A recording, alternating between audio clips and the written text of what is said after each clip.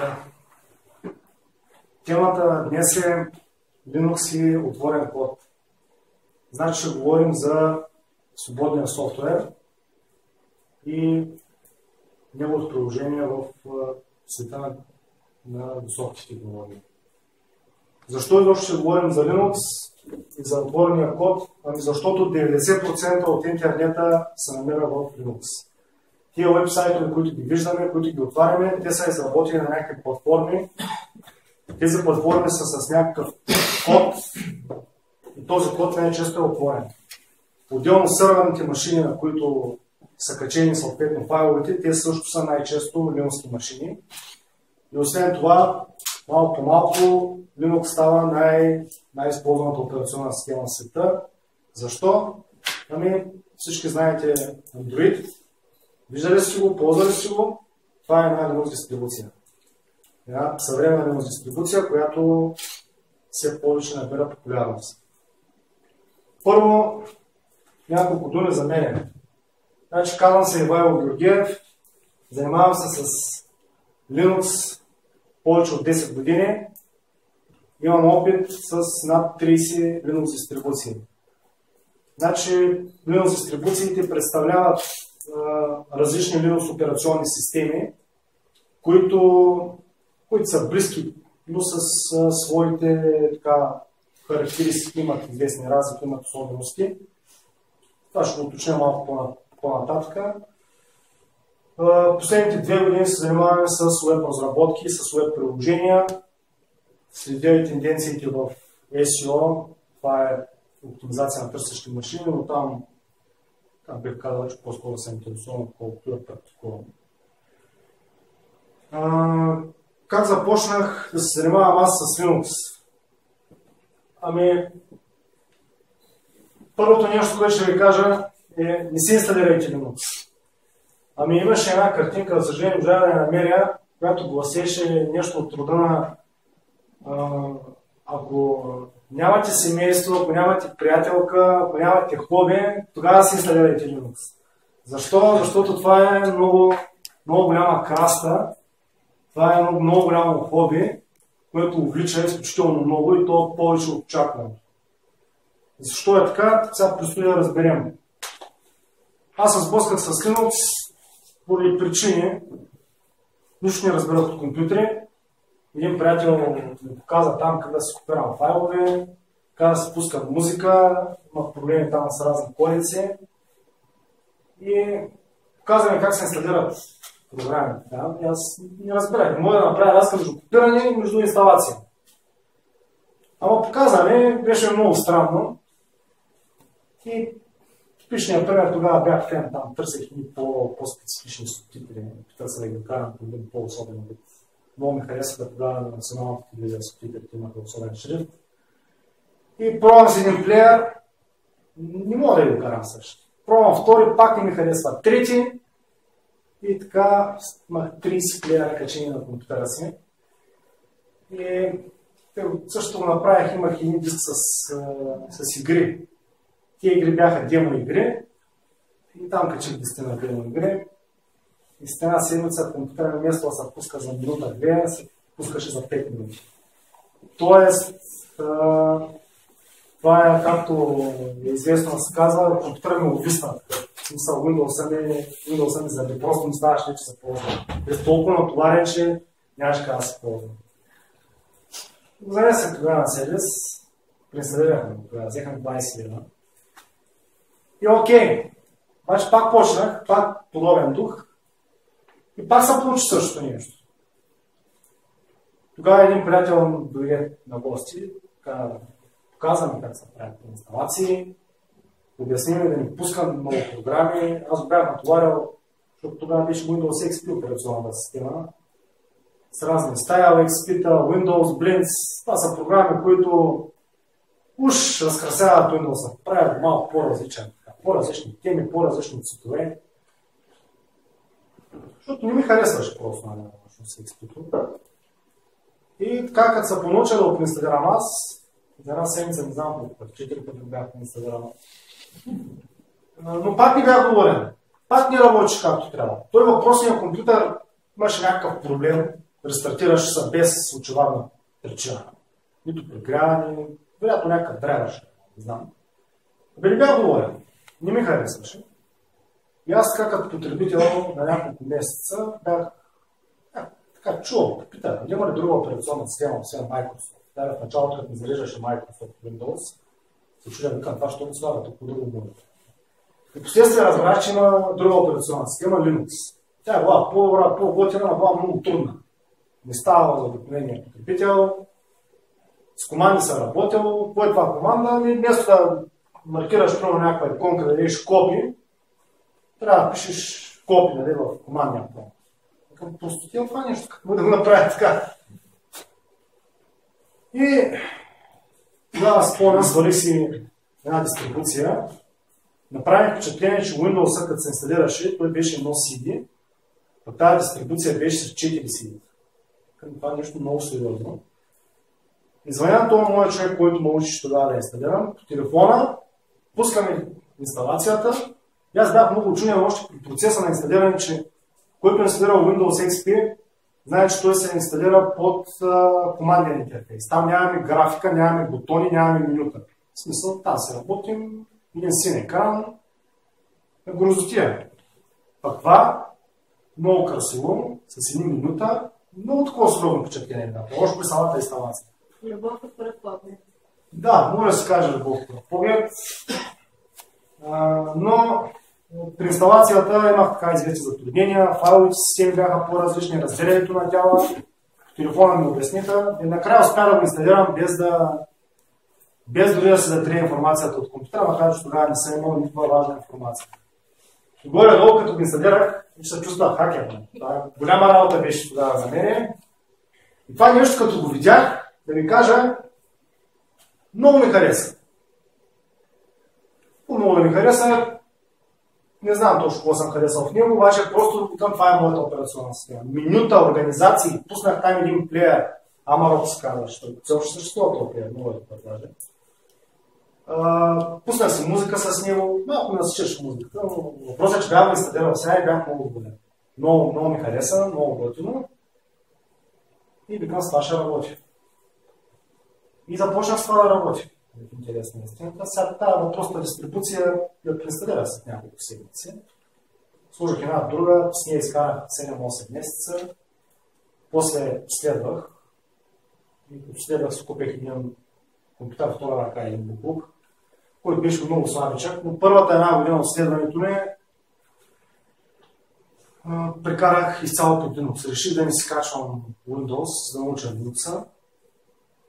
И си качих много сериозен Linux, един от най-старите и най-древните Linux. И тогава наистина научих Linux, защото имаше много трудно неща, като това как да си пуснеш интернет. После се учихме как да лъжим доставчика. В смисъл, беше там ограничение, трябваше да се плащаме за два компютъра, ние плащахме за един. Но една година по-късно се наложи да си инсталирам Windows XP. Поради простата причина, че се изискват много такива специфични програми. Там студент списък, там чертожни програми, нямаше как да мина само с него. Аз се окачих, но той се стои детска игра. То толкова лесно ми се видя, че постепенно започнах да работя с него, да го ползвам и да експериментирам. Вече аз отделно се вече натрупал някакъв опит, даже там правих и врътки, учих се да компилирам ядро на Linux, което ще стане малко по-късно. Не, че бяха много успешни, не, че имаше много ефект, колкото съм разбирал. Но експериментът ми се видя детска игра и започнах да работя по него, малко да го изключвам сервизи, да го оптимизирам за вид, т.е. да работи по-лекичко от нормалното и да изпълням повече производителност от него. И така, през годините се научих да работя и да правя доста магии там. И така наложим със славата, че мога от някакви компютри, които буквално за нищо не стават, да ги подкараме да стават за ползване, днес днешен. И за добро или лошо имам някакъв огромен опит и под Linux, и под Windows. В инсталация било, и в администрация било, и с много програми по двете системи да работя сега. Не просто да ги инсталирам, не просто да ги ползвам, наистина да се работя и с двете. Иначе над 90% от времето се работи с Linux. Защото просто там се чувствам свои руки. Това е моята операционна система. Тя работи така, по този начин, който аз я харесвам, аз я администрирам и прави това, което аз искам. Хората, които се занимават с Linux, по принцип са малко крайни. Те отричат всичко друго. Те са фанатици и геймбит. И мразят Windows най-вече за затворения код, за това, че не ти дава възможност да ползваш свободата, която ти дава Linux. Свобода, малко по-късно ще обясня самия лиценз, какво означава каква е тази идея на тази свобода. Но мразят Windows по ред причини. Аз самия не мога да кажа, че го мразя, не мога да кажа, че не го харесвам. И съм сравнително толерантен, нали? В смисъл, който иска да използва това, което иска. Сега това малко не е типично за мен, но съм толерантен. Нали? Причини защо не се харесва Microsoft много от труда, че тази компания, който е хванала, още дето всичко е съсипала. Пример, финландската компания за мобилни телефони Nokia, която беше на върха. Тя още от 2006 година се зарязва с появата на iPhone особено, но Microsoft ще да я възраждат, доколкото знам, но те не съществуват. Защото се продават телефони от бранда Microsoft. Там Lumia, Asha. Да, продават се, но просто защото хората имат някаква носталгия към тази марка. По-скоро не, защото Microsoft се направи нещо изключително. И други такива примери. Skype, както Microsoft го купиха, става много тежка електронна програма. Не, че някъде била нищо особено, но си беше хубава програмка. Internet Explorer да му говорим сега, пуснаха нов браузър, да видим какво ще се стане. Много от потребителите не ползват Linux, защото още на тях ги изглежда като нещо сложно, някакъв космически кораб едва ли не. Windows се изглежда като един автомобил, такъв приличен готин, пък Mac-а направо играчка. Сигурно има нещо вярно в това нещо. Вероятно има някаква логика.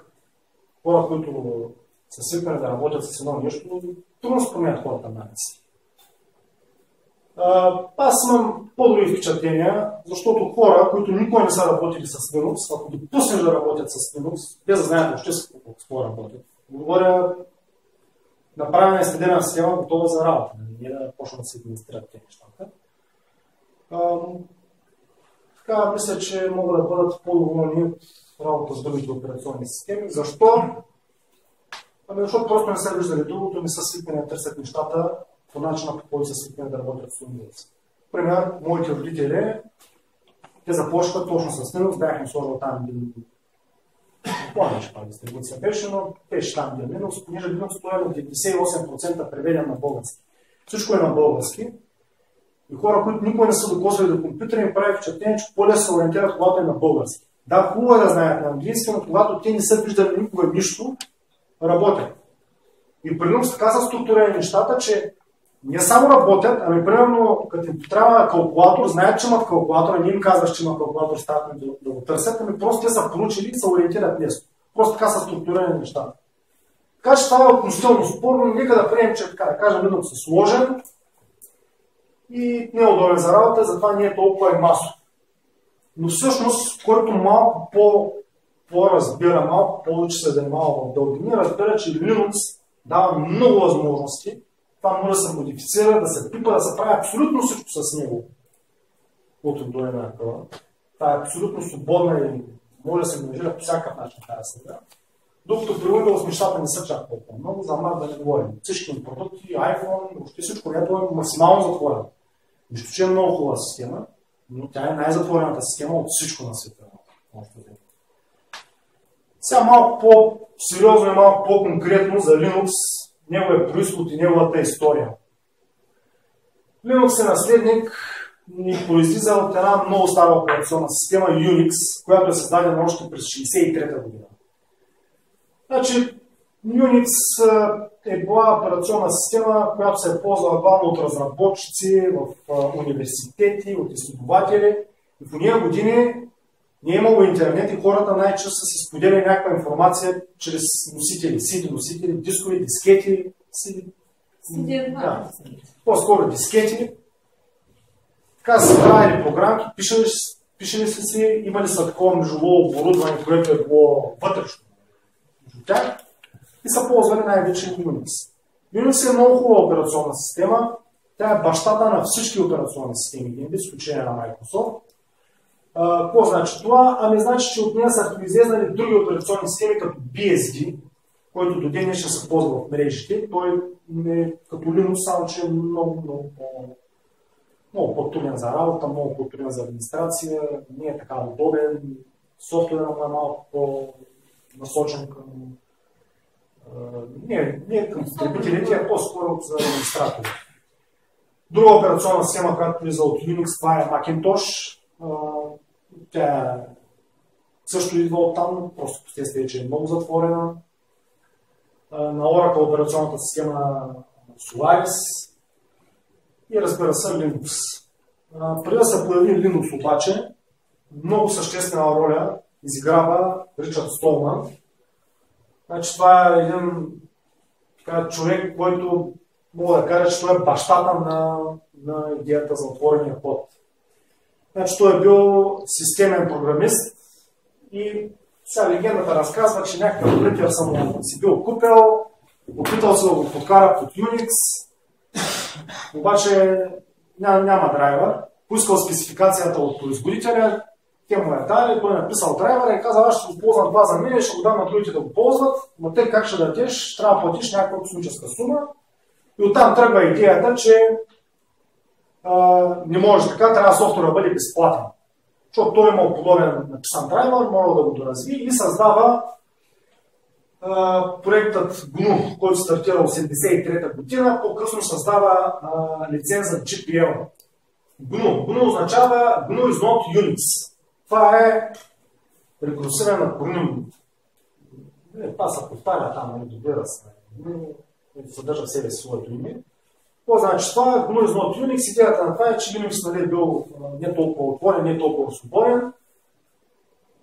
Фактически става свободен, става отворен и всъщност лиценза, който той създава по-късно, General Public License, значи сега нещо да кажа, много от нещата, които тук ще я кажа, са на английски език, но аз поради навик и през годините си ги чета на някакъв си мой си неразбираем език, мой наречен барековски език.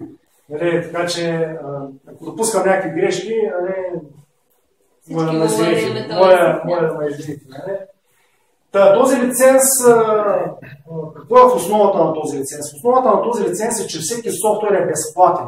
Разпространява се безплатно и кода му е отворен. Какво означава отворен? Отворен е, че примерно аз пиша една програма, даваме на тебе и съответно ти решаваш да това много хубаво, много готино, но нека да взема тук да модифицирам нещо. Примерно плеер за музика. Плеера работи окей, но искам между песните да има прилив, да не се сменят така директно. И приправяш го свободно, безплатно, няма никакъв проблем. После примерно го взема аз ще добавя още нещо. И така програмата продължава да се развива, може да бъде и с друго име. И това е идеята на този лиценз. Това е много хубаво. Лошото е, че от този лиценз много хора така са взели нещо безплатно, после са усъвършенствали, после са направили платено.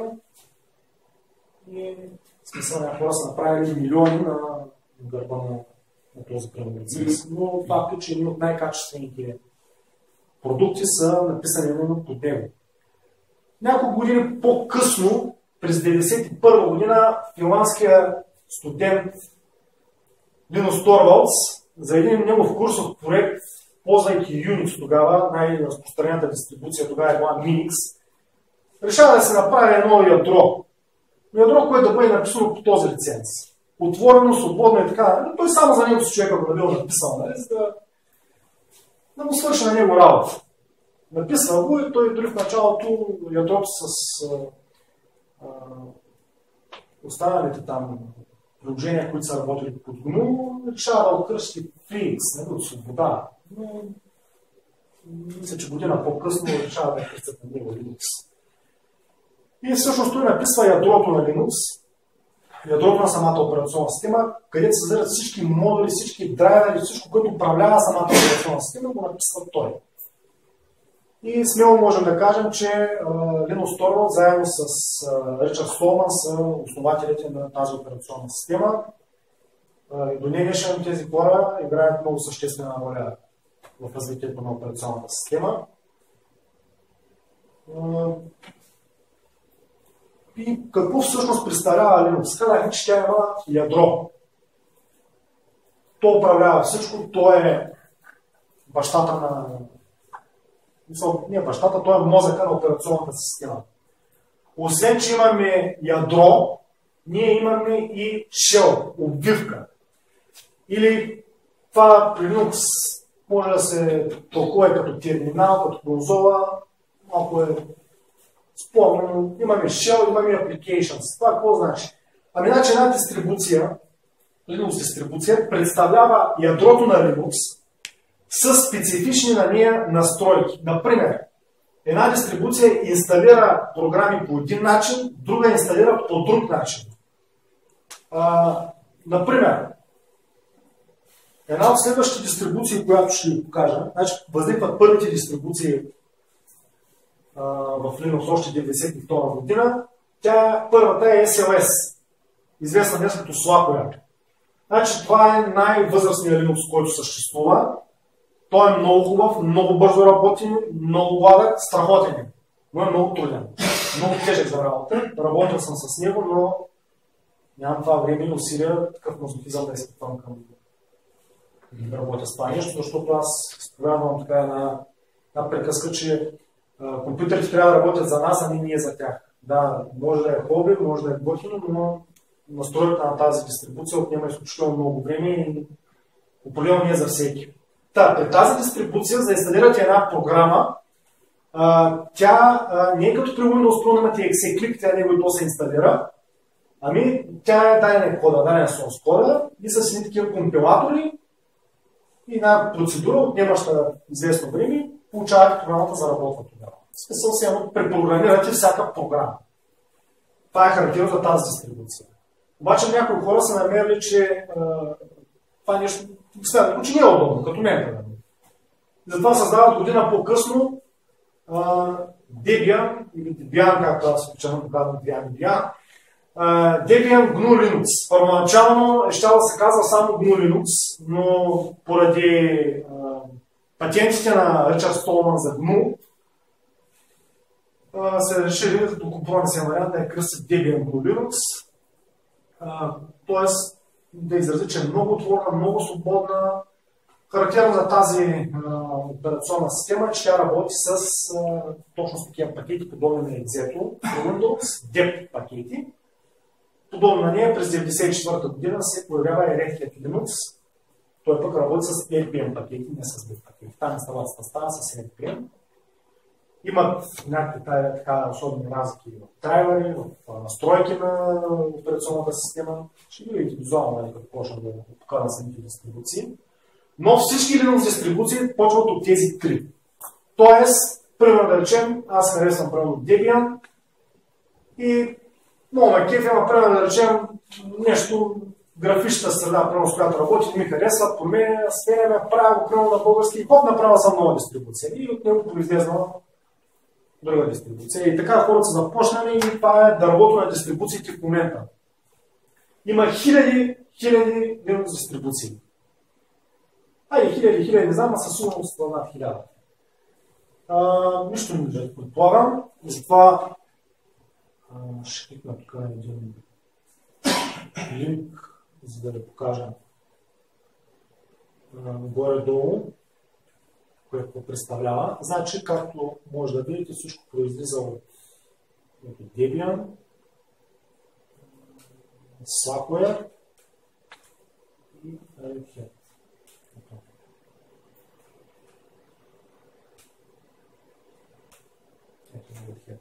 Така, от тук като се тръгне, стигаме до Red Hat Enterprise. Това е комерциална операционна система, която днес се използва изключително много при сървъри. Тя е платена, има безплатен аналог CentOS, която много сървърите в България работят с Red Hat Enterprise Linux. Много е добра, много е стабилна, много е надежна.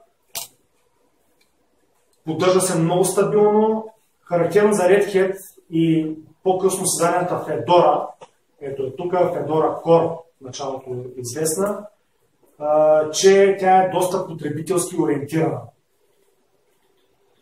И така, подобно за всички дистрибуции, тук за тези базираните също се разклоняват, стига са тук до PC Linux OS, Ubuntu, Linux Mint и така нататък, и така нататък. Казвам ви, хиляди са, няма да ги разгледам всички, защото се няма да стигне една седмица да ги гледам. Така, други важни Linux дистрибуции, които са изиграли много важна роля в развитието на Linux. SUSE Linux, немска дистрибуция, мисля, че е немска всъщност. Немското правителство беше преминало на нея, спомням преди години. 1998 година, тя работи с NPM пакети, но мисля, че е слабо базирана. Характерно на нея е, че така доста потребителски ориентирана и красива. Всъщност това е първата дистрибуция, която аз инсталирах. Много ми хареса тогава. Мое наблюдение е тежичка на електронна. Fedora, също дистрибуция, с която съм работил няколко месеца, 7-8 месеца. Аз общо около 13 дистрибуции имам, които мога да кажа, че съм държал по няколко месеца на компютрите си, на една и съща машина. Гледал съм ги, наблюдавал съм ги, имам някакви впечатления от тях. Ubuntu, най-масовата дистрибуция, много години наред ползвана, много хубава дистрибуция. Тя е базирана на Debian, понеже за Debian има най-много пакети, тя е най-голямата, най-много други дистрибуции са произведени от нея, респективно по-късно от Ubuntu, просто по-юзър ориентирана. И на 5 ноември, на моя рожден ден, тогава е излезна от 2007 година Android. Android е Linux дистрибуция, която ползва малко по-променено Linux ядро, която ползва своя собствена графична среда и общо взето дори в момента бъде малко към затваряне. Но след на това пък има други фърмуери, които я отварят. Общо взето тя така, заедно с Ubuntu, може би последните години наложиха нова тенденция в света на отворения код и на Linux цяло. Така, що е то LiveCD? Значи LiveCD има от много години. Първото най-масово използвано LiveCD е Knoppix. Отново Debian базирано. Какво представлява LiveCD? Ами значи, ако някой от вас иска примерно да ползва Linux, значи не иска да си инсталира нищо на компютъра, не иска да трие информация, взема един такъв диск, слага го в компютъра, рестартира, прави компютъра да бутва, т.е. да зарежда от диска и има направена една готова Linux дистрибуция, която директно тя се работи, без да иска никаква инсталация. В тази Linux дистрибуция си има браузър, който пример за добър отворен код, известен отворен код е примерно браузър Mozilla Firefox. Това е проект, който се развива с GPL лиценза. Има и друг такъв известен Chromium проект, той също е отворен, като Chrome го затваря малко, но в принцип Chromium той продължава да се развива. Нали? Просто Chromium пускат една версия, след това Chrome пускат с него поправките си там, на допълненията, които имат. Те са почти еднакви, имаха малки разлики в коалициите. Значи, първата такава много сериозно придобила популярна дистрибуция е Knoppix. Защо Knoppix? Knoppix беше пълно преди години с много системни инструменти, ставаше за ползване. Пускате го и може да гледате филм, може да слушате музика, да всичко може да ползвате. В смисъл, много такава приятна дистрибуция беше за ония години. Днес повечето Linux дистрибуции вече са в LiveCD варианта, т.е. ако искате да инсталирате Linux, слагате диска или флашката, нали? Защото вече не се ползват дискове, защото дисковете вече по-бавно, файлове вече по-рано оставят ползването на дискове. Слага се флашка, по същия начин бутвате от флашката и вече имате Linux, ако ще може да го инсталирате, ако ще може да се го ползвате направо от флашката. През годините се появиха и няколко системни такива флашки, които са много полезни за потребителите. Сега тук една дистрибуция, която съм пропуснал да добавя, имаше една, тя се казваше Backtrack. Тя беше software базирана с графична среда KDE, така много приличаща на Windows. Ами, защо беше така търсена? Не за друго, защото тя разкриваше точно интернет пароли, но можеше да крадете интернет от компютърите си, от други места и много хора проявяха интерес именно от това към нея. Тя се развива в момента, мисля, че под някакво друго име, не е точно същото. Има някои Linux дистрибуции, които са много минималистични, малки, които могат да при някакви промени на строй, които си правите, те си ги записват в самата флашка. В смисъл, когато ви е бутнато от едно си или от флашка, най-често зареждате операционната система и да правите някакви промени, но смените си wallpaper, картинката на работния плод, това нещо не го запомня. Обаче има такива дистрибуции, които го запомнят. Правят си някакви персонални настройки и те ги запомнят. Такива примери много. Давам пример тук с Down Small Linux, той беше 50 мегабайта или нещо такова беше.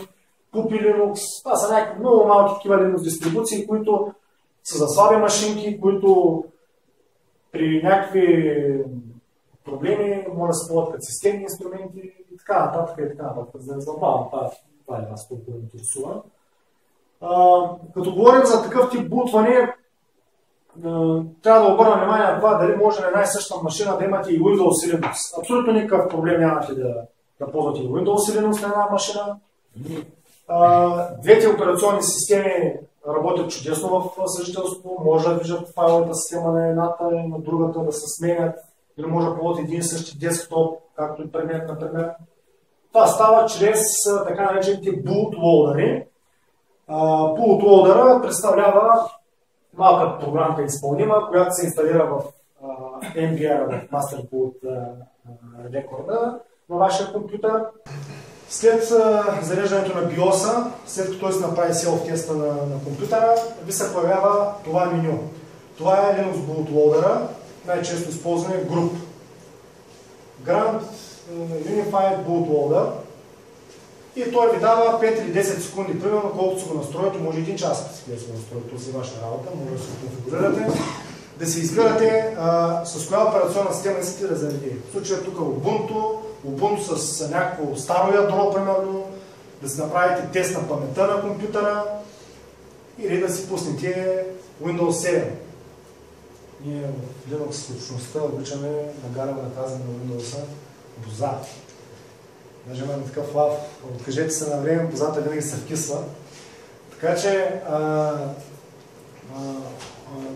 няма никакъв проблем да ползвате и Windows и Linux на една и съща машина. Те ще се заредят паралелно и си пречат. Linux е сравнително малък, той може да бъде инсталиран на 6 ГБ памет само, но хубаво да има 15 ГБ за програми, за конфигурационни файлове и така нататък. Освен Group има и друг менеджер на зареждане, това е Lilo, Linux Loader. Той е сравнително стар, сравнително консервативен. Мисля, че при Slackware се ползваше той като bootloader.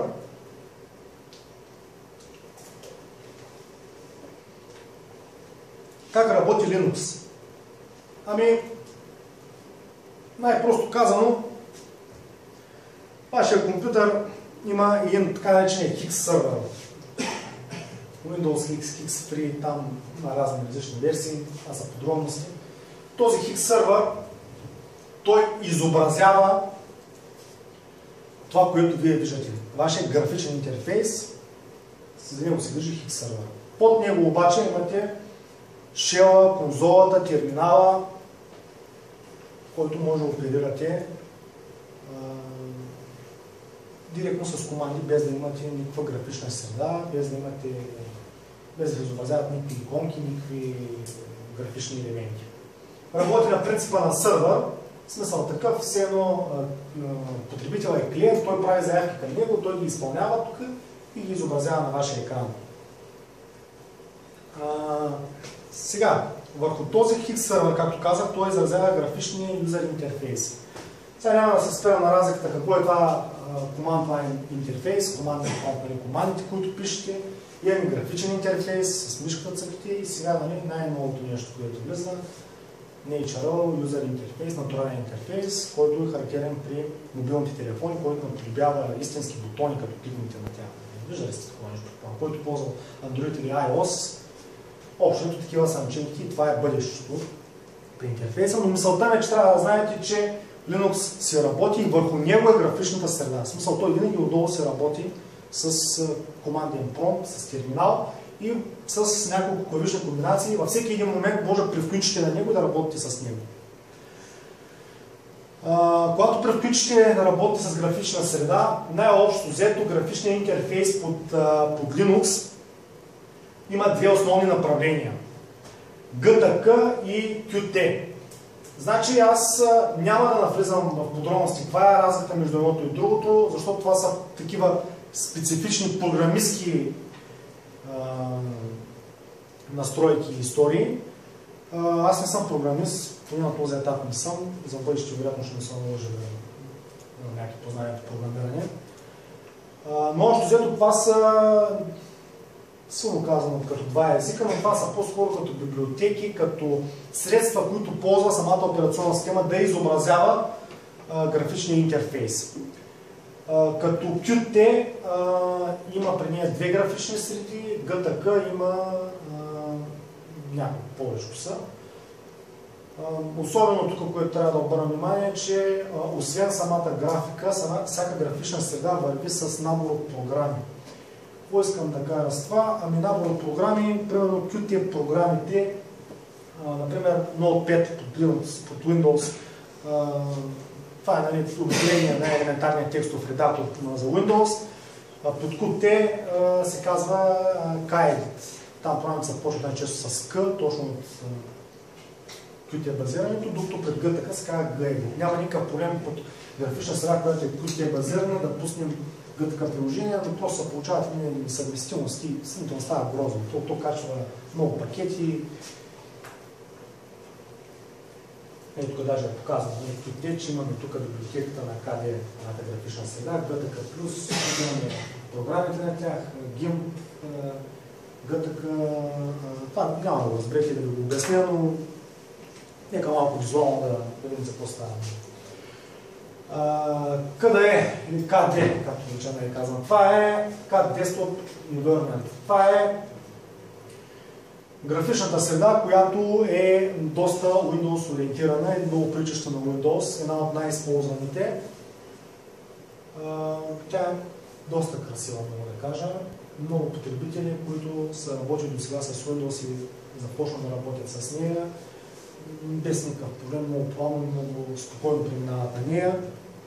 Тя е създадена през далечната 1996 година. Да, наподобява Windows, сравнително комерциална е. И по принцип това е най-развитата графична среда в света. Какво означава това? Това означава, че ви дава много високо ниво на персонализация и на промени. Още преди години, говоря 2005 година, имаше всякакви възможности тази графична среда да промените всичко по нея. Това е било ширина на панели, цветове, да се сменя wallpaper автоматично, градиенти. Всичко, което ви дойде на акъла, може да промените по външния си вид на десктопа. Нагоре, надолу, отляво, отдясно, панели, всичко може това тя да го прави. Тя е много красива. Няма друга, в момента не е измислено никъде нищо друго, което да бъде по-нависоко ниво на персонализация от нея. Qt е базирана, има много множество и допълнения, тия часовници, там календари, всякакви такива неща има. Но има и това тази графична среда. Версия 4, когато беше написана, стана изключително тежка, тонова и ресурсоемка. Версия 3 и 4, 5, които съм ползвал аз, беше по-тежка сравнение с другите графични среди, но беше сравнително прилична. Но от версия 4 нататък много мощен компютър ви трябва и освен това се забудиха и някакви функционалности, които ги има, но доста ресурсоемка е. В момента има излезнала пета версия на тази графична среда. Не съм работил с пета версия, не съм виждал, но този месец дори ще излезне дистрибуция с нея. Там са включени някои от най-новите тенденции при графичния интерфейс, там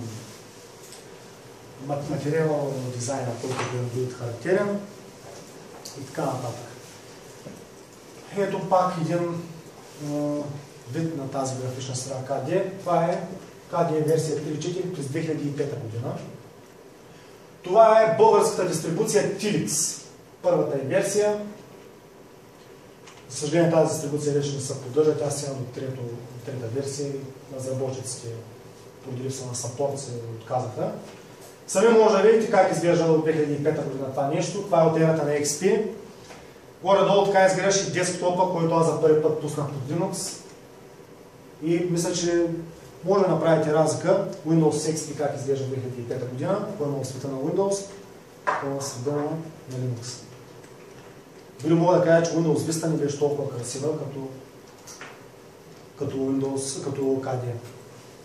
През 2010 година, това е KDE 4.6, с който ви казвам, че беше доста тежко.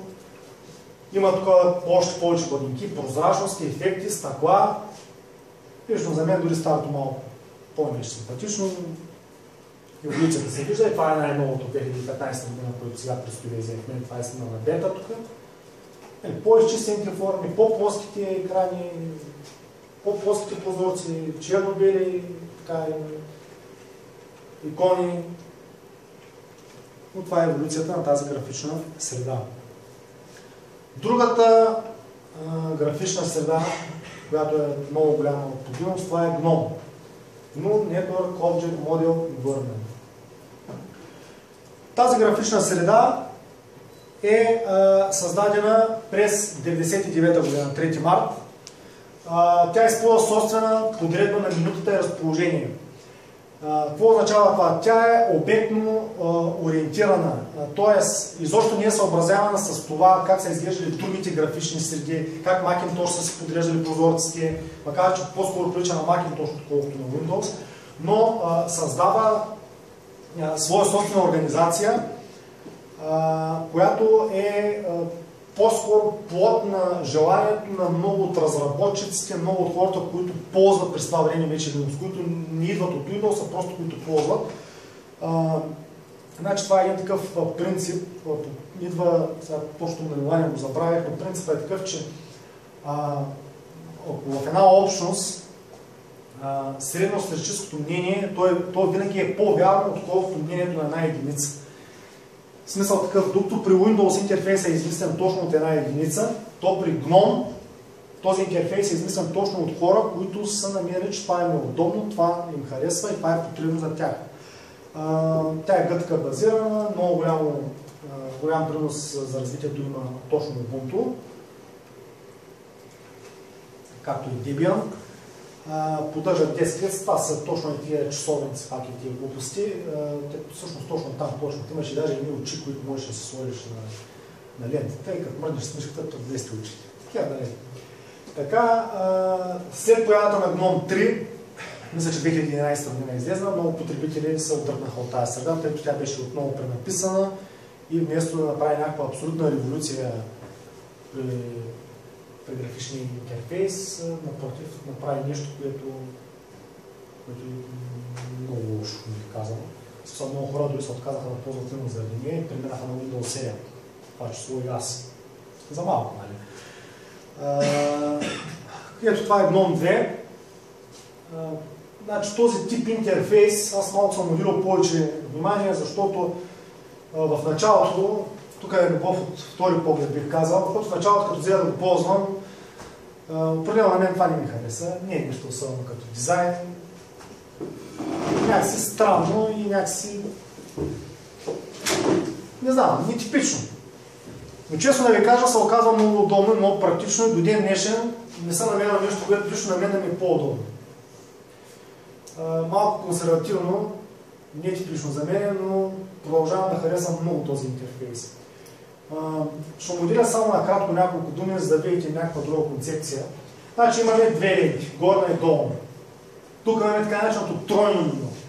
Най-вляво при него са applications, програмите. Пак казвам, това нещо по принцип е изцяло на 100% на български преведени, но просто снимките им са такива, иначе тук се пише аксесуари, игри, графика, интернет и така нататък. Тоест програмите са сортирани по ред и по предназначение. И когато изберете с мишката някой от тях, да виждате тук, това е примерно софтуер за писане на дискове, филмов плеер, звуков, аудиоплеер, програма за писане на звуци. И това много лесно кара потребител, много интуитивно да работи и да се намеря програмите сам. Освен това, програмите, които ползвате най-често, може да ги наредите тук в лентата. Тук ви е тасбара, т.е. трея, трябва да е по-точно. Тасбар по принцип е това. трея, т.е. там се зареждат Skype, тези програми, които по цялото време трябва да бъдат включени. Тук са часовника и бутонът, който може да изключвате. Тук е таскбара, т.е. всичко, което си пуснали в момента, се минимизира тук и се получава някаква такава концепция, че когато искаш да пуснеш нещо, гледаш винаги горе, а това, с което работиш в момента, ти е долу. И сега да ви го обяснявам, човек като започне да работи с него, сам се очудва колко е удобно това нещо и колко приятно за работа. Поне за мен така се остана. Иначе Linux поддържа тук и два десктопа, това ще рече, че тук първо съм снаредил 5 програми, чукам на втория и там има първо някакви други програми показани. Това е удобно, един вид многозадачност. Тройното меню, втората част от него е, че Places, менюто места, тук много лесно може да ходите и целия си компютър. И третото е системни, това е нещо като контролния панел при Windows или контролният център при KDE. От тук имате много лесен достъп до всички настройки на самия компютър. Това е GNOME 3, който излезна по-късно, 2015 година. Виждате, няма много лошо състав, който беше. Ами сигурно е удобно, той GNOME Shell още е известен, т.е. има така да са... Има нужда от някакъв апгрейд, смисъл нещо трябва да се сложи отгоре, че не е много готов вариант да за ползване, това е концепцията. Макар че те вече го поправиха малко, но за мен лично само си пускате музика, става някакъв купон, да. Иначе менюто има по-скоро като на някаква игра, отколкото за десктоп и за сериозна работа. След появата на GNOME 3, много сериозна популярност преди си има леката графична среда XFCE. Тя е също GTK ориентирана, подобна на GNOME, някои приложения са еднакви, с тази разлика, че тя е издана още 96-та година, но тя е много по-проста, лека, стабилна, състои се само от 15 пакета, доста гъвкава, всичко може да правите с нея. Тя може да бъде грозна, може да бъде красива, както виждате. Има така, това е стандартната организация на приложенията, малко подобно на Mac. Не бих казал, че е много удобно. Много хора, които се занимават сериозно с Linux, се харесват точно заради малките системни изисквания, които ги има. Това е също друг десктоп, една популярна дистрибуция на Manjaro, която пък тук са направили хората, които идват от XP, които харесват XP, много прилича на XP, почти също е менюто. Аз XP много мразя, така че това е най-противната операционна система за всички времена. И следващата графична среда, сега това са вече графични среди, които са сравнително нови и вече не са така популярни като KDE и GNOME, в това число XFCE и Unity. Unity ползва GNOME Shell, GNOME 3, т.е. работи върху него. Това е графична среда, създадена от дистрибуцията Ubuntu. Има доста хора, които я ползват вече, доволни са. Лично за мен това е графична среда, която за мен Ubuntu тръгна назад.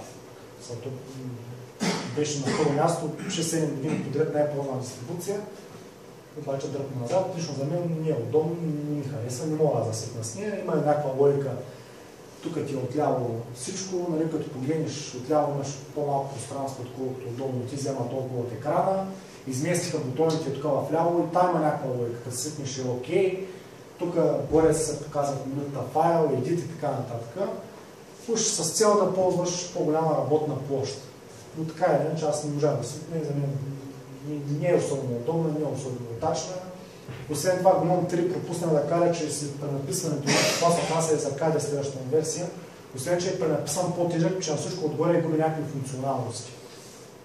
Което между другото е кофтин, защото при старото KDE, ако под Windows имате някакви функционалности, нещо да пипате, да настройвате сортиране на папки, настройки и така нататък, под старото KDE можете да правите каквото си искате.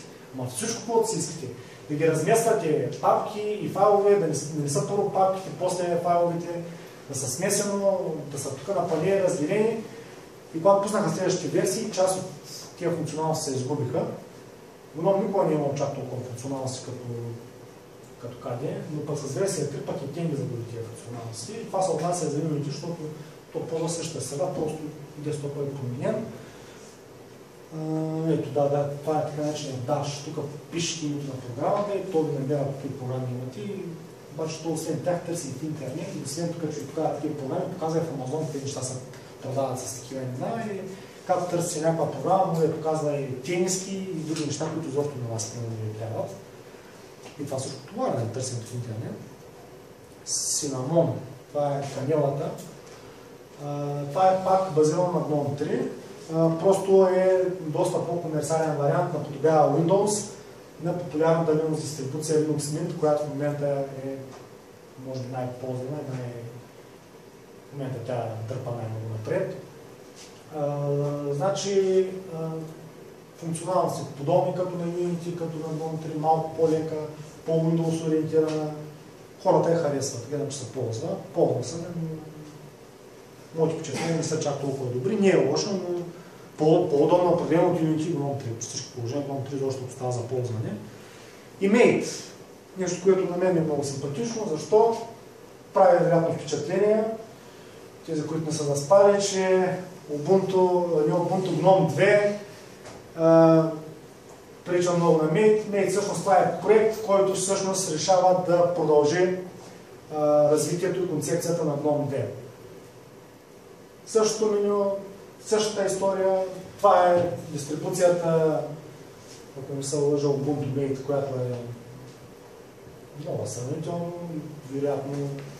вероятно като да, Ubuntu Mate, вероятно аз самия, след излезналата версия, ще се инсталирам, защото това минава удобно. Има и много леки графични среди, които са за много слаби компютри, които буквално твърчат и летят. Това са LXD, малка, сравнително с ограничени функционалности, но много лека, много бърза графична среда.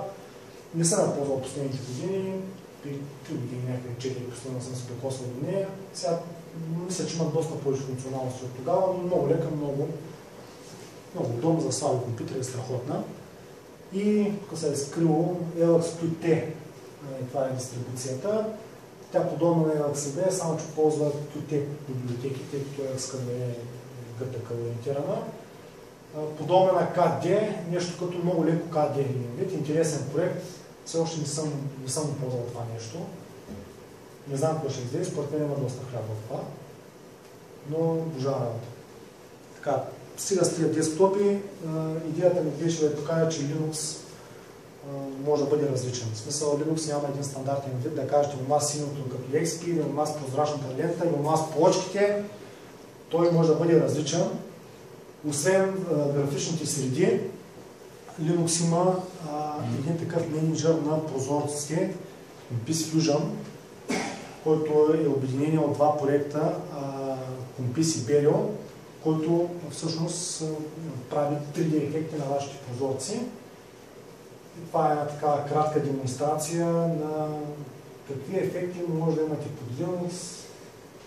Това е просто демонстрация.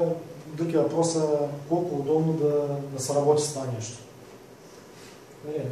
Има много по-такъв вариант, дали да са пипни, да бъдат направени много по-лекички ефекти, да не бъдат чак в такава степен, но просто тази демонстрация е писана възможност. Това нещо е 2006 или 2007 година открито, да ви кажа, пак във времето, в когато пак беше XP, преди да излезе Vista. И Macintosh откраднаха доста от тези ефекти и се приписаха лицензии за 3D десктопа на тях.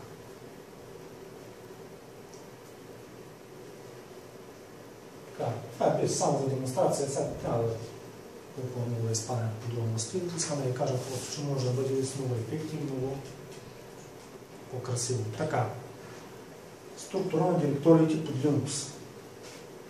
Значи тук много може да се говори. Мисля, че няма никакъв смисъл да изпадам в някакви подробности, защото това вас няма да ме интересува. По-скоро, който ще се занимава толкова с Linux. Целта на тази лекция е да ви запозная само с операционната система, да видите долу какво представлява и да си имате някакви понятия, не да учите директорите, но най-общо казано, Linux има дървовидна структура. Сигурно сте чували, че за Linux нямало вируси. Това не е точно така, има зловреден софтуер, но той е с пъти по-малък. Защо? Сега има и теории на конспирацията, кой е правил вирусите за Windows и така нататък, но аз ще обясня един много прост език. Когато инсталирате един софтуер под Linux, той не отива в C Program Files или в някаква такава папка, ами той се пръска на различни места. Имаш папка за конфигурационните файлове, папка за самия бинарен файл, за самия изпълним файл, папка за теми и така нататък. И ако трябва да го изразя така образно, ако вземем една кофа с зорения код, да кажа, да ги изразя, ако в Windows също се намира едно място в една дупка, като го изсипиш, ще плескаш всичко на нея. Докато тук ще хвърляш, но ще отцапаш. И това е една от причините на Linux да бъде по-стабилен, защото той има така дървовидна структура. Това са директориите, системните под Linux. Значи при него всичко е файлови и директории. Директории, това са папките. Нали? Файловите могат да бъдат с и без разширения, както при Windows, но докато при Windows типа на файла се определя от неговото разширение, дали е XE, дали е JPEG. При Linux може да няма никакво разширение и файла пак да бъде някакъв тип. Той ги познава по друг начин, не ги познава чрез разширенията. Ако имате някакъв въпрос, питайте между това, защото си лепнах приказката.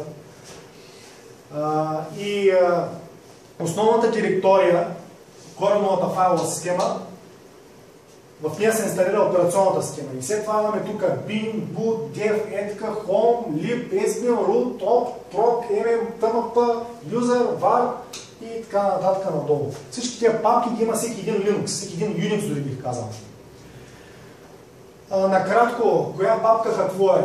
Значи bin, това е папка на бинарните файлове, boot, това е папка, в която се намира ядрото и файловете, които са необходими за бутването на самата операционна система, dev на девайси, etc. е такъв. Това е папка на конфигурационните файлове, но това е папка на конфигурационните файлове на самата програма, а не на самия потребител. В смисъл, файловете на потребителя, както сега при Windows 7 нататък, има си потребител, вътре си има папка за него, там application, data, такъв беше. Значи, папки на самия потребител, т.е. специфични настройки на потребител, се падат в неговата home директория, там са скрити файловете и всяка това си има някаква настройка. В смисъл, ако си скриете някаква лента, примерно под Linux на някакво меню и може да изкарате, третия тази папка и това възстановява фабричните настройки. Докато в ETK са настройки на самите програми, на самата програма, които са системи, които касаят цялата система.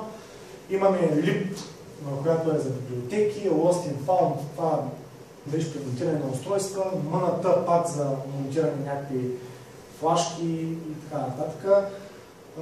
Няма да се спирам на всички тия, тъй това няма да касае. Важна папка е root-а.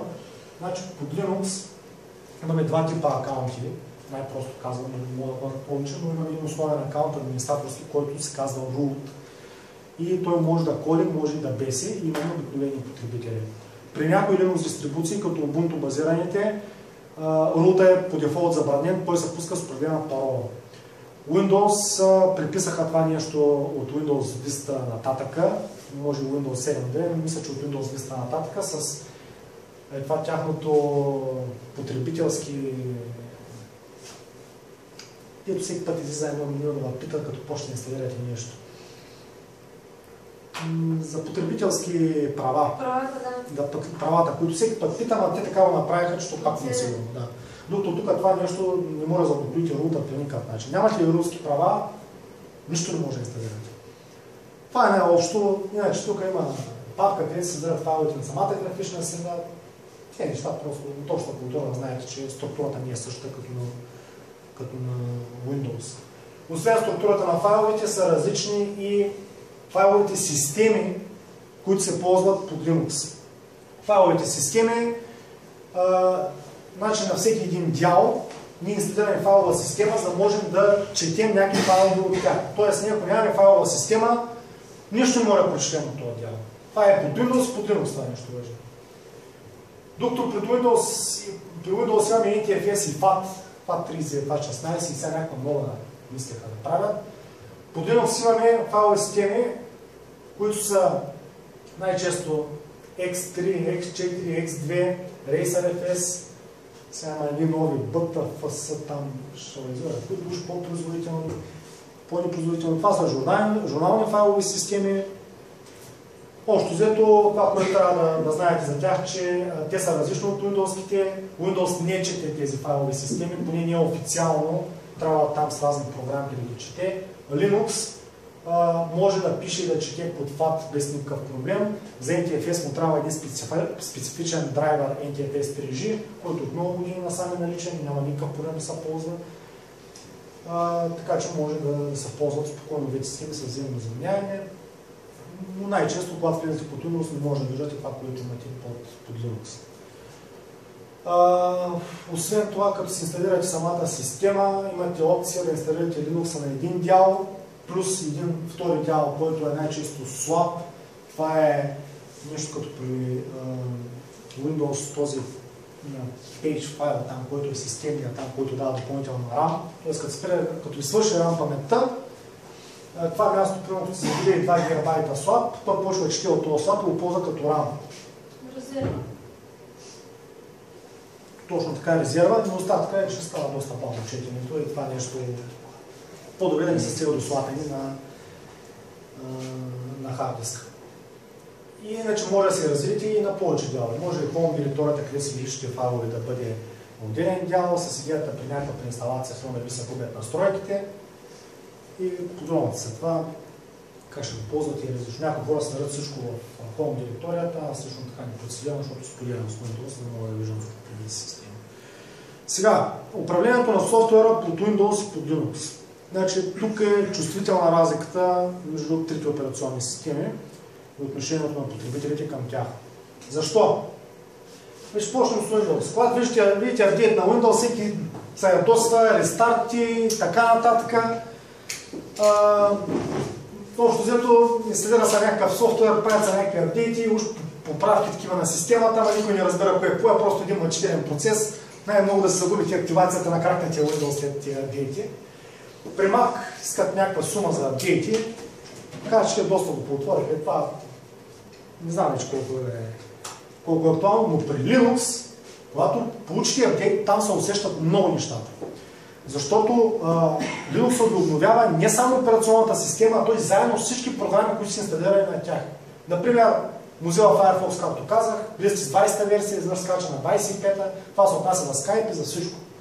Ще обясня защо и как. Освен това, Linux, в зависимост от дистрибуцията, има доста по-кратък цикъл на излизане на нови версии.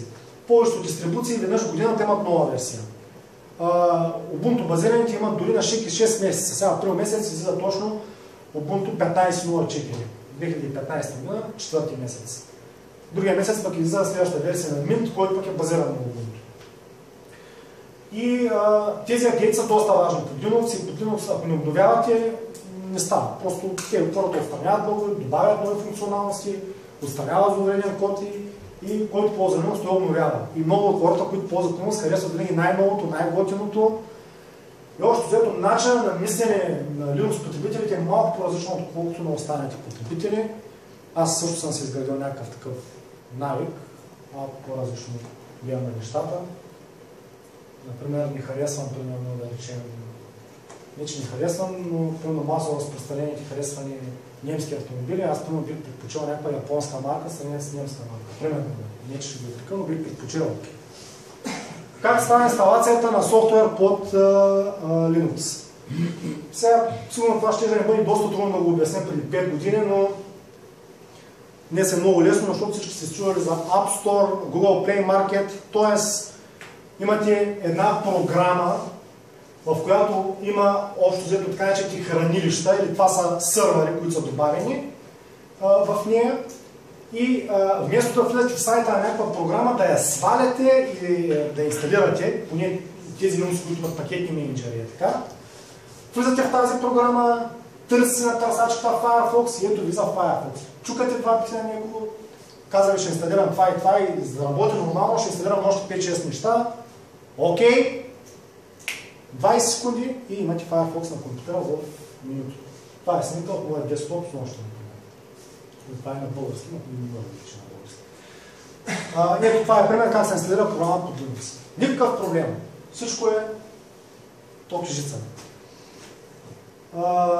Този пакетен менеджер беше характерен Synaptic или Synaptic, както беше вам казвам. Той е характерен за Debian базираните дистрибуции, Ubuntu, Mint, Elementary OS и още много. Те са, аз не знам всички, Kali, RPM базираните дистрибуции като Red Hat и Fedora ползват Yum. Това е техния графичен инструмент Yum Extender. SUSE Linux ползва пак YAST, който освен инсталатор на пакети е цял контролен център, много сериозен, да го обърква потребителите понякога. Linux е известен с това, че по принцип има затруднения с създаването на някои драйвери. Аз също съм такива такива затруднения с Bluetooth, например, на някои по-рядко разпространени устройства. Нещата днес са доста силни, доста опростени с някои графични програми. Просто чукате на иконата за допълнителни драйвери, показва са този диалогов прозорец. Не е диалогов, така е пъскан грешка, така е диалогов прозорец. Казва в момента ползвате да речем драйвер, който е open source, но не ползвате оригиналния драйвер на NVIDIA. Кликате това, чакате там минутка, две малко повече отнема, иска рестарт, защото слага модули в ядрото и ползвате на NVIDIA драйвер. Колко са хубави тия драйвери, там аз имам някакви забележки, но така стават нещата. Казахме, че Linux работи под команден интерфейс и отгоре са графичните среди. И тогава може много важно да се зададе въпроса, защо изобщо не е необходим този терминал или конзола. Това конзола малко според мен е неправилно. Идва от терминалния емулатор на KDE конзола и оттам много хора му казват конзола, но като от друга страна ще е отбивка. Защо ще го ползват това нещо хората? Ами много простичко. Първото, което тази конзола, тя не е като DOS, тя поддържа многозадачност. Многозадачност това е процес, при който може да изпълнявате минимум две неща едновременно. Това е разлика между DOS и командния интерфейс на Windows, между DOS и Linux. Защо правилно може да използвате команден промпт, вместо да използвате графичен интерфейс? Много просто. Искате примерно да си разделите хард диска на няколко дяла. И сега примерно аз ви обяснявам. Видите файл, edit, преференс, толкова избираш, толкова променеш и нали трябва да гледаш, да слушаш или клипче да го правиш, но няма някакви такава усилия. Човек, който го прави, не го е правил никога и го прави за първи път, не мисля, че му е много лесно. А пък за командния интерфейс, който толкова е страшен, толкова труден, толкова невероятно нещо, дава ви 5 реда код, copy-paste, там enter, OK, или смисъл потвърждават, вероятно ще ви иска някаква парола и сте готови. И казва, че доста просто казвам, но точно така. Точно така се инсталират програми и се правят по-сложни конфигурации по Linux. Значи, инсталация на софтуер с команди. Вместо да влизаме през една програма, да търсим примерно Firefox, да даваме apply да се съгласяваме, примерно под Ubuntu тук в случая, за да инсталираме една програма, просто пишем sudo, което означава искам да бъда администратор. apt-get, това е инсталационния менеджер за Debian базираните дистрибуции. apt-get да изпълни install, т.е. да инсталира софтуер, програмата UMaker. Това е тази програма, не съм ползвал, нещо предполагам за ползването ще променя. И то започва. То, нали, чета тези пакети, окей, казва ви, ще инсталирам следните пакети и ще взема и колко си място на компютъра, съгласни сте. Натискате Y, Enter и си готови. Само, че вместо да напишете, че ще инсталирате само една програма, може да инсталирате така, не една ми 20 програми може да напишете по този начин. Затова много хора предпочитат, това е образно казано, аз съм към своя край и няма да добавя още много. Още няколко думи да кажа за командния промпт, сумно изглежда така странно, като видяхте тази команда. Сега как точно apt-get install, как точно ще направим, откъде да знам, че apt-get, откъде да знам install. Ами е много лесно. И аз не знам всички команди, аз самия не съм някакъв цар на командите. Аз живея в 2015 година, 21 век, предпочитам да ми е удобно, но все пак чат-пат ползвам. Но когато се наложа да ползвам някаква команда и не я познавам, мога да сложа пред нея другата команда man, идва от manual. Когато пред една команда сложите man, да речем apt-get, ще ви покаже на apt-get всички възможни команди отстрани и ще ви покаже какво може да правите, какво инсталирате. Това е вади документацията на всяка една команда. Освен това има много други команди, LS за разлистване на документите, CD за промяна на директорията, RM за изтриване, копиране и така нататък. Има хора, които работят изцяло с команди, така е по-удобно, така копират, така са свикнали. Наистина в интерес истината става и по-бързо. Пример давам с един от съоснователите на българската компания Superhosting. Съм слушал такава нова лекция. Човека прави чудеса с командия Prom. Но той човека работи с Linux сервери и там това нещо не трябва много и да си играе с графични интерфейси, които били гътъка, които те крашвали, били нестабилни, той няма това време. И когато стане някаква грешка, командния Prom ти изписва каква е грешката ти. Докато при графичното нищо не ти изписва. Така, и към своя край да кажем няколко дистрибуции, ако случайно някой от вас реши да види какво е това Linux, да пробва Linux или да се окачи на компютъра. Значи, общо ще разделя дистрибуциите на два вида. Десктоп дистрибуции и сървърни дистрибуции. Десктоп дистрибуциите е много лесно, най-напред може да влезете, има един сайт distrowatch.com. Аз пропуснах да добавя слайд за него. Това е уебсайт, който дава кратка информация за най-често използваните Linux дистрибуции и класира дистрибуциите по интерес, там по брой кликове, на седмица, на месец, на година и така нататък. Според него на първо място е Linux Mint. И не само според него, аз съм останал с тия впечатления, че много потребители се ориентират към Linux Mint. Linux Mint е едно Ubuntu, на което му добавяха кодеци, на което му добавиха малко по-разширена поддръжка на някои неща. И е много по-лесно за потребител, който никой не работил с Linux, нещата да има на готово. Освен това ползват Cinnamon и Mate графични среди, които са по-близко до Windows, отколкото примерно на Ubuntu това вляво, както го видяхте там, това е Unity. Хубава графична среда, ползвал съм я, добра, точно вероятно ще ползвам Mate Desktop с нея или с Ubuntu Mate, това още се отбомня. Лично аз това зеленото много мразя и тази дефолтната тема с тези квадратни икони, които разбира се могат да се променят. Но аз мразя така, като ги видя, някой ръкът много красиво, снимат не е красиво, на мен не е красиво. Определено добра графична среда, определено добра дистрибуция, мога да препоръчам на всеки. По принцип има много такива класации, които постоянно се опитват да наследят как Linux не се ползва, как вече класации само Windows колко вземал, Mac колко вземал, нямало Linux потребители, нямало смисъл. Моите впечатления са обратните, защото повечето хора, които се занимават с разработки, с програмиране, бизнесът им е свързан с някакъв начин с интернет, виждам как ползват дистрибуции, показват скриншоти и се интересуват. Да, трудно е, да, не може да свикнат с някои неща, като например програмите. Това също е една особеност, която пропуснах да кажа. Linux има свои собствени програми, както Windows има свои собствени програми, както и Mac има свои собствени програми. Много беше модерно преди, искам Winamp, каза да се инсталирам Winamp под Linux. Няма да се инсталирате Winamp под Linux, защото няма такъв. Има RhythmBox, има Banshee, има Excel, има 1000 програми дори, които са по-хубави от Winamp, но няма да скачите Winamp. Може да го емулирате с има там един-два инструмента, но не става. Просто не е добре. Така че който иска да ползва Windows програми, да ползва Windows. Трябва да свикне с тези програми. Другата дистрибуция е Ubuntu с неговите деривати, защото има Ubuntu, Xubuntu, Ubuntu, GNOME. Това са все Ubuntu-та, обаче са с различни графични среди. На Canonical. Тя е дистрибуция, която е UR, Mark, Shutter, Word. Там дълга историята на Ubuntu. Цяла лекция може да се проведе само за Ubuntu. Другата дистрибуция е Fedora, наследник на Red Hat, както казах. Има много фенове хора, които занимават дълго време с Linux, особено тези, които са сървъри се занимават, много харесват Fedora. Тя е дистрибуцията, която съм ползвал 7-8 месеца в самото си начало след SUSE. OpenSUSE, много красиво, много готино, KDE ориентирано. Хора, които искат да видят какво е това Linux, малко да го разучат, макар че е тежка и тромава, може би сега се е поправили, но ако някой ще пробва, бих посъветвал точно не Nintendo да ползва SUSE с KDE, защото наистина прилича на Windows и наистина може да хареса тогава Linux без никакви решения.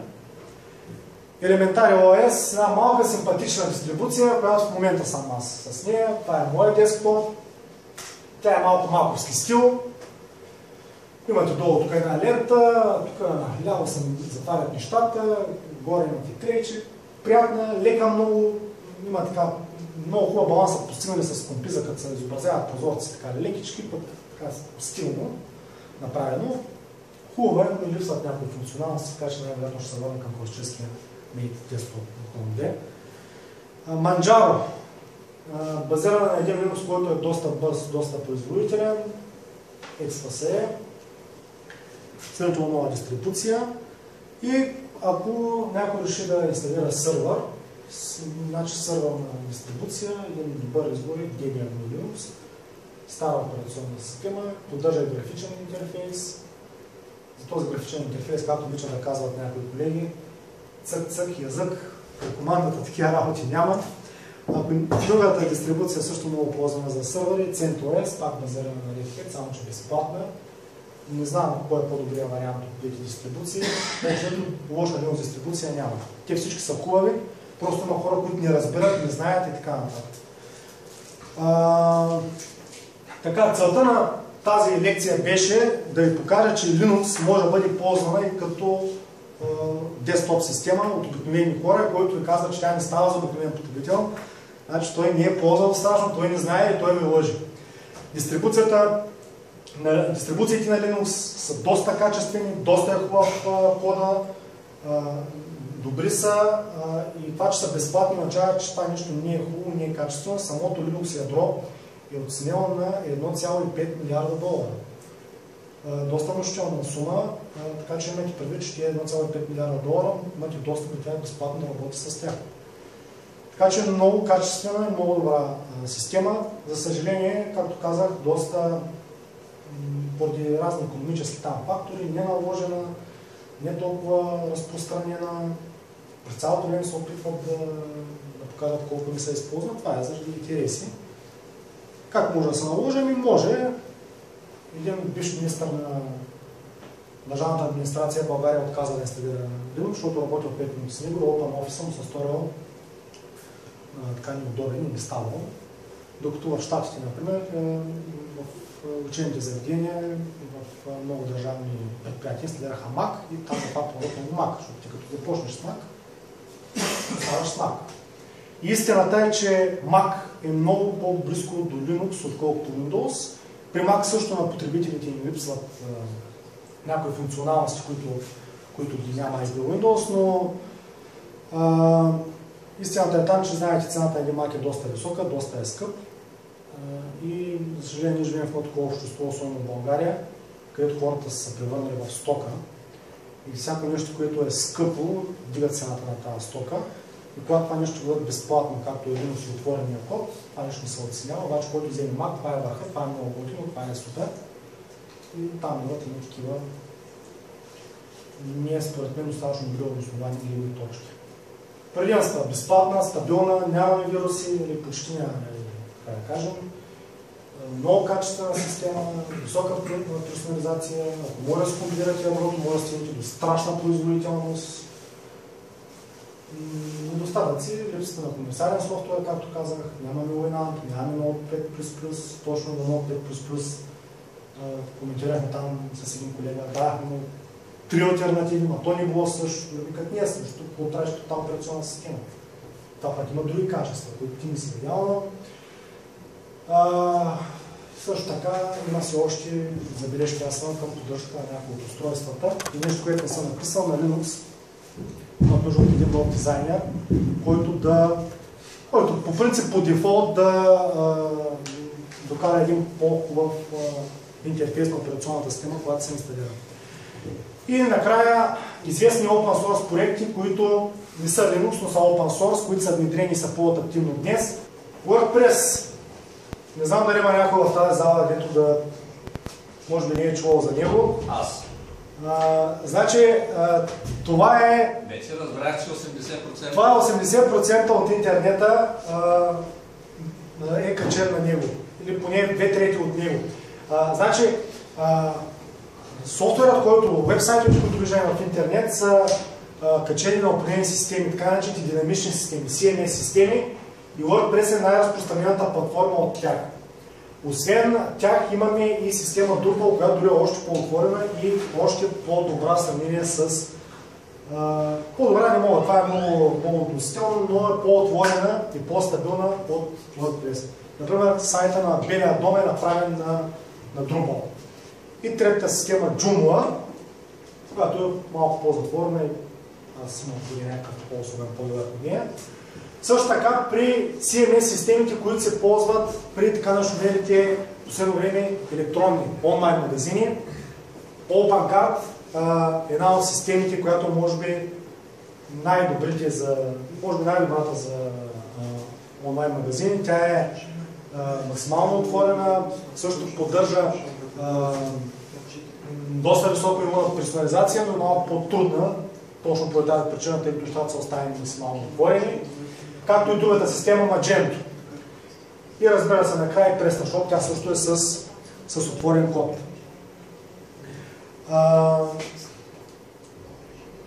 По принцип, добрата презентация трябва да завършва с някакво животинче. И аз, макар и фен на котки, ще завърша с пингвинчето Tux. Той е лог на Linux дистрибуциите от 1996 година.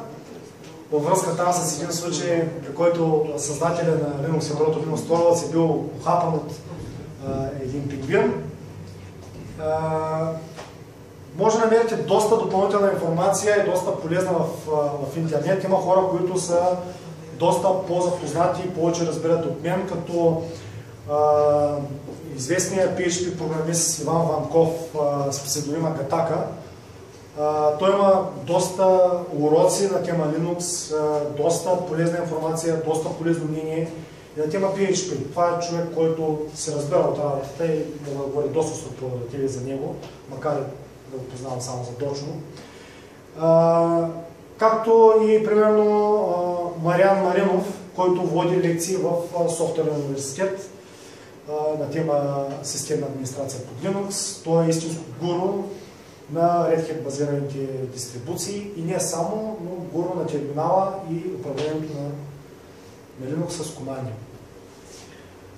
Да, благодаря за вниманието.